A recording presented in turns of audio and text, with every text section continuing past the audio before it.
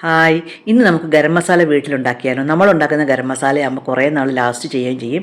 നല്ല അരോമാറ്റിക്കും ആയിരിക്കും. കടയിൽ നിന്ന് വാങ്ങുന്നതിനേക്കാളൊന്നും ഒരുപാട് വ്യത്യാസമായിരിക്കും. നമ്മൾ ഒരു പ്രാവശ്യം പൊടിച്ചു കഴിഞ്ഞാൽ പിന്നെ ഒരിക്കലും കടയിൽ നിന്ന് ഗരം മസാല വാങ്ങിക്കില്ല. ഞാൻ ഇതുവരെയും വാങ്ങിച്ചിട്ടേ ഇല്ല കേട്ടോ. ഈ പൊടിക്കുന്ന ഒരു 300 ഗ്രാമോളം ഗരം മസാലയാണ്. ഇതെനിക്ക് ഏതാണ്ട് ഒരു കൊല്ലത്തോളമൊക്കെ ലാസ്റ്റ് ചെയ്യും കേട്ടോ. പിന്നെ ഗരം മസാല പൊടിക്കുമ്പോൾ ശ്രദ്ധിക്കേണ്ടത് നല്ല ഗരം മസാലകൾ നോക്കി വേണം വാങ്ങിക്കാനായിട്ട്, നല്ല ക്വാളിറ്റി ഉള്ളത്. ഞാൻ വർഷങ്ങളായിട്ട് ട്രിവാൻഡ്രത്തുള്ള നർമ്മദയിലുള്ള പാലസ് ഹൈറ്റിൽ പ്രൊവിഷൻ സ്റ്റോറിൽ നിന്നാണ് വാങ്ങിക്കൊണ്ടിരിക്കുന്നത് കേട്ടോ. ഇത് നല്ലതാണ് കേട്ടോ. അപ്പോൾ ഇതിന് വേണ്ട സാധനങ്ങൾ എന്തൊക്കെയാണെന്ന് നോക്കാം. ഒരു 50 ഗ്രാം ഏലക്കായ എടുത്തിട്ടുണ്ട്, 100 ഗ്രാം പെരിഞ്ജീരകം, 40 ഗ്രാം തക്കോലം, സ്റ്റാർ ഷേപ്പിലുള്ളതാണ് തക്കോലം.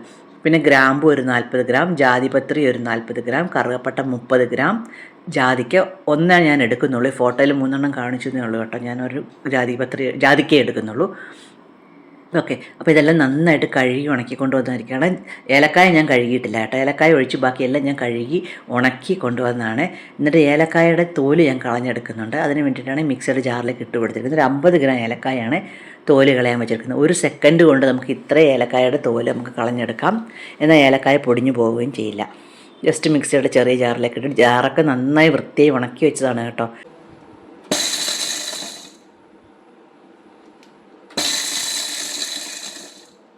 എല്ലാം നല്ല ഉണങ്ങിയ പാത്രങ്ങളും നല്ല ഉണങ്ങിയ സാധനങ്ങളും എടുക്കാവൂ. അല്ലാന്നുണ്ടെങ്കിൽ ഗരം മസാലയൊക്കെ പെട്ടെന്ന് കേടായിപ്പോവും, പൂപ്പലൊക്കെ പിടിക്കാൻ ചാൻസ് ഉണ്ട്. അത് മാത്രം ശ്രദ്ധിക്കേണ്ടതുള്ളതാണ്. 1-2 പ്രസ്സിങ് മാത്രമേ ചെയ്യാവൂ കേട്ടോ. അത് ഒരുപാടൊന്നും പ്രസ് ചെയ്ത് അരച്ചൊന്നും കളയരുത്.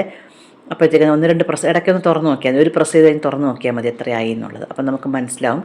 തോലൊക്കെ ഇതുപോലെ പൊളിഞ്ഞ് വന്ന് കാണും. എന്നാൽ ഏലക്കായ ഒന്നും അരഞ്ഞിട്ടോ പൊടിഞ്ഞിട്ടോ ഒന്നും കാണില്ല. കണ്ടോ, ഇതുപോലെ ജസ്റ്റ് കൈ കൊണ്ട് നമുക്ക് മാറ്റിയെടുക്കാം. ജസ്റ്റ് ഊതി കൊടുത്താൽ പോലെ ഏലക്കായൊക്കെ പറന്നു പോകും, ഏലക്കായുടെ തോലൊക്കെ പറന്നു പോകും കേട്ടോ. ഇത് വളരെ എളുപ്പം ആയിട്ടുണ്ട്. ഇങ്ങനെയാണോ നിങ്ങൾ ഏലക്കായുടെ തോല് കളയുന്നതെന്ന് പറയണം കേട്ടോ.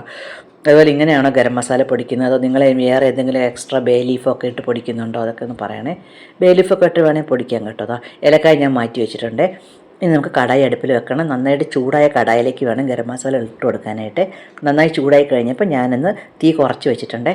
എന്നിട്ടാണ് ഓരോരോ മസാലകളായിട്ട് ഇട്ട് കൊടുക്കുന്നത്. ഞാൻ ഗരം മസാലയ്ക്ക് ആദ്യം ഇട്ട് കൊടുത്തത് പെരിഞ്ജീരകം ഇട്ട് കൊടുത്തു. ഇങ്ങനെ ഓർഡറൊന്നുമില്ല, ഇങ്ങനെ വേണമെങ്കിലും നിങ്ങളുടെ ഇഷ്ടം പോലെ ഇട്ട് കൊടുക്കാം. പിന്നെ തക്കോലാണ് ഇട്ട് കൊടുത്തത്.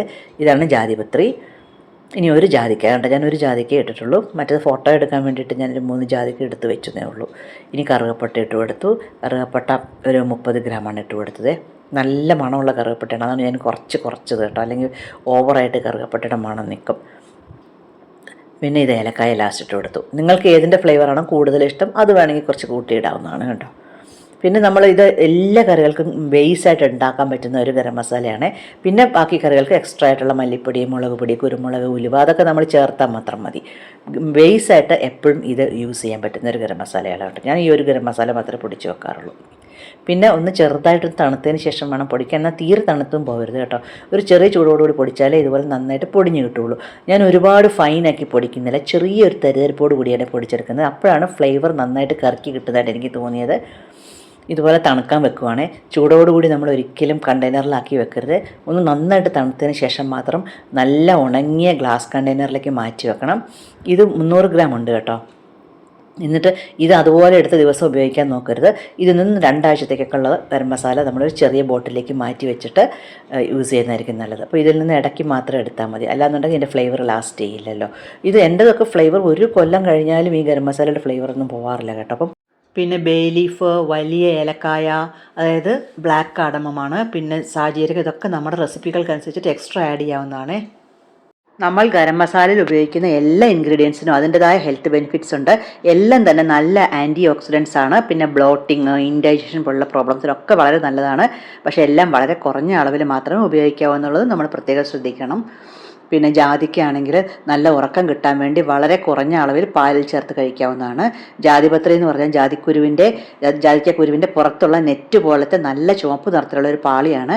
ഇത് ഉണക്കിയെടുക്കുമ്പോഴാണ് നമ്മൾ കാണുന്ന തരത്തിലുള്ള ഓറഞ്ച് കളറിന് ബ്രൗൺ നിറമുള്ള ജാതിപത്രിയായി മാറുന്നത്. പിന്നെ ഗ്രാമ്പു മരത്തിൻ്റെ പൂക്കൾ ഉണക്കിയെടുക്കുന്നതാണ് നമ്മൾ ഉപയോഗിക്കുന്ന ഗ്രാമ്പു. പല്ലുവേദനയ്ക്കും അതുപോലെ തന്നെ ടൂത്ത് പേസ്റ്റിലും മൗത്ത് ഫ്രഷ്നറിലും ചൂയിങ്ങത്തിനും ഒക്കെ മെയിൻ ഇൻഗ്രീഡിയൻ്റ് ആയിട്ട് ഉപയോഗിക്കുന്നുണ്ട്. പിന്നെ ആൻറ്റി ബാക്ടീരിയൽ പ്രോപ്പർട്ടി ഉള്ളത് കൊണ്ട് തന്നെ വായിലെ ബാക്ടീരിയകളെ നശിപ്പിക്കാനും ഇത് ഉപയോഗിക്കുന്നുണ്ട്. പിന്നെ അടുത്തതായിട്ട് കറുവപ്പട്ടയാണ്.